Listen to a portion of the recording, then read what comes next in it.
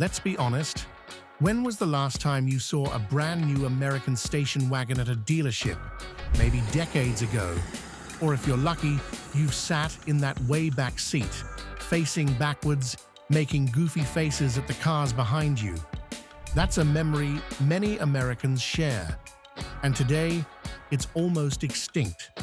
Once a symbol of family life and the American dream in the mid-20th century, the station wagon was never just a car, it was a part of our memories.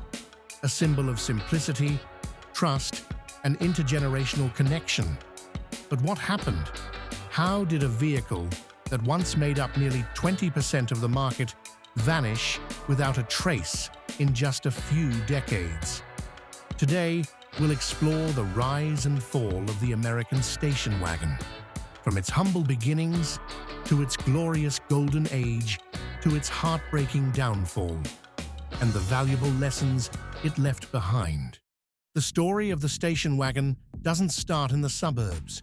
It starts at the train station. In the early 1900s, when most Americans still traveled by rail, they needed a vehicle to haul people and luggage from the station to home. Enter the depot hack, the original name for what would become the station wagon. These were small trucks with benches, cargo space, and wooden roofs, primarily used around train depots. And then, as always in American automotive history, Henry Ford stepped in. In 1910, he began selling Model T chassis for just $700 to independent coach builders. These small businesses would build custom wooden bodies, turning the Model T into some of the first wagons, capable of carrying both cargo and people. Still, the term station wagon wasn't firmly defined yet. That changed by the mid-1920s, when the Ford Model A wagon popularized the name. Another milestone came in 1935, when Chevrolet introduced the first mostly steel-bodied wagon. No more high-maintenance wood frames. Yet the Woodies refused to die. Customers adored the elegant wooden look. It felt handcrafted, luxurious, and unique. Ford responded by opening a dedicated wagon plant in Iron Mountain, Michigan, using lumber from its own forests. These cars weren't just transportation, they were rolling works of art. But the beauty of real wood came at a cost, and soon the industry would be forced to change. Despite being adored for their elegant looks, wood-bodied wagons had one fatal flaw. They needed maintenance like high-end furniture. Every year, you had to re-varnish, polish, check joints for rot. Essentially, you weren't just driving a car, you were babysitting a rolling dining room set. That's why, in 1946, Willys, the company best known for Jeep, made a game-changing move. The Willys Jeep station wagon, launched right after World War II, was the first fully steel-bodied family wagon. The trick? They painted fake wood grain on the sides. It looked traditional, but didn't come with the maintenance nightmare. Just 3 years later, Plymouth introduced the 1949 Suburban, a completely steel wagon with no fake wood, finally freeing families from their annual refinishing duties. From that point on, real wood vanished from production wagons. A few automakers clung to fake wood grain vinyl into the mid-1950s, but no one really believed it was genuine anymore. A few automakers clung to fake wood grain vinyl into the mid-1950s, but no one really believed it was genuine anymore. And as the real wood faded away, a new chapter began. The golden age of the American station wagon. To understand why the station wagon was once a staple of American life, you have to go back to the 1950s, when America had just emerged from World War II, and the future seemed limitless. Young families were flocking to the suburbs. Interstate highways stretched coast to coast, and the baby boom turned car ownership into a way of life. And the station wagon embodied all of it. From under 3% market share in 1950, wagons surged to nearly 17% of all car sales in less than a decade. They weren't just transportation, they were a declaration of middle-class success. I've got a family, I go camping, I carpool the kids' soccer team, and I can do it all on 4 wheels. These wagons were massive, true land yachts. Take the 1968 Ford Country Squire, for example. At over 18 feet long, it's bigger than a modern Chevy Tahoe. But wagons weren't just big. They had features that would put today's SUVs to shame. From clamshell tailgates that disappeared when opened, to rear-facing or side-facing third-row seats, to roof glass like the Oldsmobile Vista Cruiser, these were ahead of their time. Wagons became part of pop culture. You saw them in commercials, in movies, in old family photos. A fake wood-trimmed country squire wasn't just a car, it was a symbol. It said, "This family made it." Performance? Not too shabby. Many wagons packed V8s over 400 cubic inches, plenty to haul the whole family and a boat. Fuel economy? Around 8 to 10 miles per gallon. But nobody cared. Gas was cheap, America was on top of the world, and the station wagon carried that dream forward. Until subtle warning signs began to appear, ones most people didn't notice. On the surface, everything seemed smooth, but beneath the glamour, the auto industry, especially the station wagon segment, was beginning to show cracks. And surprisingly, the trouble didn't come from buyers. They still loved wagons. The real issue was production cost. A wagon wasn't just a stretch sedan. It needed a longer frame, extended roof, more glass, extra seating, stronger suspension, and reinforced bodywork to handle the load. All of that meant higher production costs. But despite being more expensive to build, wagons couldn't be priced that much higher. After all, they were still meant for middle-class families. The result? Wagons had thinner profit margins than sedans, sometimes even less than compact coupes. Detroit tolerated it because volume made up for it. But this was a fragile business model. All it would take was one major shock, like a fuel crisis, for the entire equation to fall apart. And as fate would have it, that shock came in the fall of 1973. The world changed overnight. The Organization of Arab Petroleum Exporting Countries announced a full oil embargo against the US and its allies for supporting Israel during the Yom Kippur War. Oil prices skyrocketed by nearly 400%, from $3 to almost $12 a barrel. Americans woke up to find there was no gas to buy. Lines stretched for blocks at gas stations, with strict rationing rules limiting purchases to 10 gallons, and odd-even license plate days to control demand. Panic swept the public. The economy wobbled, and it hit station wagons especially hard. These vehicles, once the ideal American family hauler, were now getting 8 to 12 miles per gallon. On a good day. Suddenly, they felt less like freedom and more like four-wheeled anchors. From their 1970 peak of nearly 1 million units sold, wagon sales plummeted. By 1974 to 75, the drop was severe. Chrysler was the first to wave the white flag, discontinuing its full-size wagons by 1978.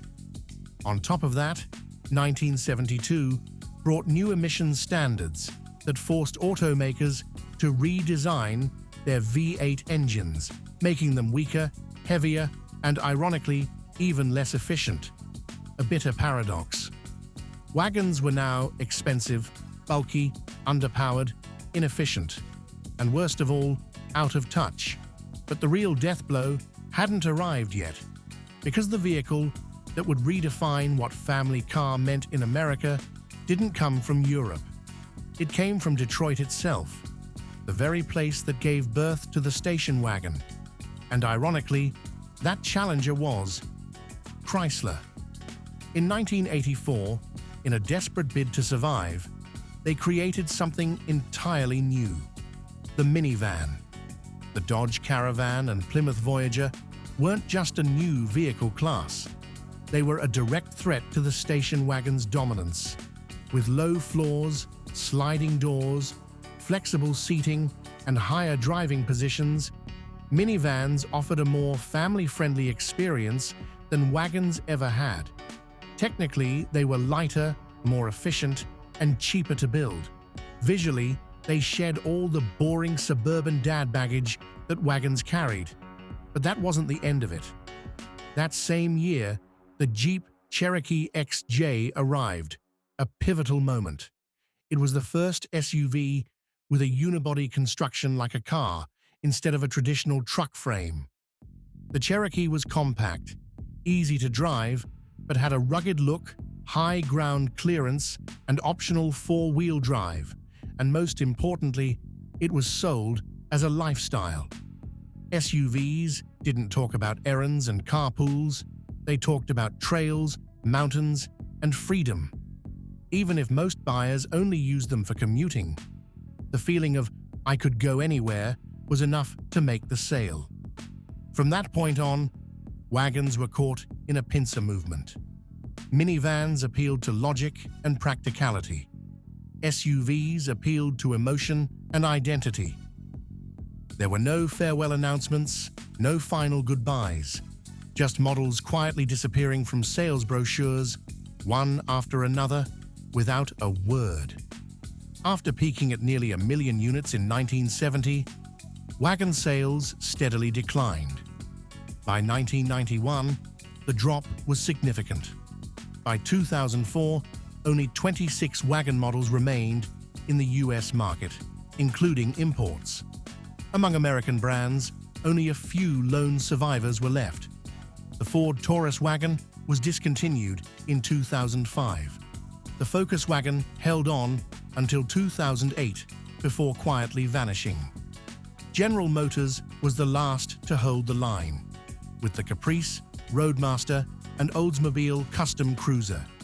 But in 1996, all three were killed off. Tragically, they were nearly identical, distinguished only by badges and grills. They weren't unique models anymore, just fading copies of a dying dream. Meanwhile, SUVs and crossovers exploded in popularity, and everything favored them. CAFE fuel economy standards treated SUVs more leniently, despite their worse efficiency. SUVs generated massive profits. They cost a little more to build, but sold for thousands more. Station wagons became a misfit choice. More practical, more efficient, easier to drive, but they no longer meant anything. In a society where cars are statements of identity, wagons had nothing left to say. By 2016, only 8 wagon models remained in the US, mostly from European brands like Audi, Volvo, and BMW. And even then, the name station wagon had quietly disappeared, replaced by euphemisms like touring, estate, avant. No one wanted to say the old name anymore. But remarkably, not everyone gave up. There were still a few who tried to bring the wagon back, despite the odds. One of the most memorable attempts was the Cadillac CTS Sport Wagon, 2010 to 2014. A true wagon, powerful, luxurious, even offered with a high-performance V8 in the V-Series model. The CTS V wagon could shred pavement like a supercar, but the market shrugged. Despite rave reviews, Cadillac sold only about 1,200 units per year, far too few to justify continued production. BMW took a shot with the 5 Series Touring, but US buyers weren't interested. In 2009, only 400 units were sold before BMW ended the wagon experiment in America. Buick gave it a try with the Regal Tour X, 2018 to 2020. A lifted, AWD-equipped, well-appointed wagon that should have ticked all the crossover boxes. But like its predecessors, it quietly exited the stage after just 2 years. Even the Subaru Outback, once a true wagon, had to disguise itself as a crossover to gain widespread acceptance. All of these efforts point to a simple truth. Americans might still buy wagons, just don't call them wagons. The station wagon didn't die because of function. It died because of its own name, a stigma so deep that to survive, it had to erase its own identity. Looking back, it's easy to forget that the station wagon was more than just a type of car. It was a symbol of an era, of post-war optimism, family togetherness, and long road trips without GPS. It was where you argued with your siblings in the back seat, where you curled up in a sleeping bag on a family camping trip, where you played license plate bingo and waved to passing truckers on the highway. Wagons weren't always pretty, they weren't always fast, but they did the most important thing right. They served the family. No flash, no pretense, just honest, durable, loyal cars, there when you needed them. That's what makes their disappearance strangely sad. We didn't lose a gadget. We lost a part of our childhood, a slice of memory. And maybe what made wagons truly special was something modern cars can't quite replicate: character. Every wagon had its own personality, from boxy Volvos to faux wood-paneled country squires. You could guess who someone was just by looking at the wagon they drove. Today, crossovers all look the same, but wagons never did. And maybe that's why we still remember them, long after they disappeared from the showroom. Maybe the station wagon no longer fits in today's world, a world of tall SUVs, advanced tech, and sleek styling. But in the hearts of many Americans, it still lives on, as a piece of childhood, a symbol of long road trips, and a time when family came first. Wagons didn't need to be perfect. They just had to be reliable, spacious, able to carry the whole family, and always there when you needed them. Now, I want to hear your story. Did you grow up riding in a station wagon? Did your family own a country squire, a Volvo 240, or maybe a Buick Roadmaster? Do you think wagons deserve a comeback, or should they rest as a beautiful icon of the past? Leave a comment below and share the wagon you remember most, the memory that moved you, or simply the feeling you get when you see one rumbling by today. If this video brought back memories, consider subscribing and sharing it with someone who once sat in that rear-facing third row.